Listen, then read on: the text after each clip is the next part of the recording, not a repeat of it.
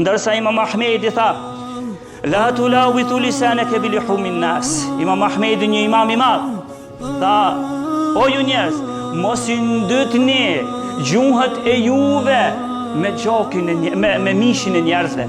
E kena përmend se Allahu i ka thujt për gojimin ngrënje e mishit të njeriu të vllavit tanë të vdekur. E Imam Ahmedi tha, mos i ndytni gjuhët e juve duke ja ngrënë mishin njerëzve. Pse kështu?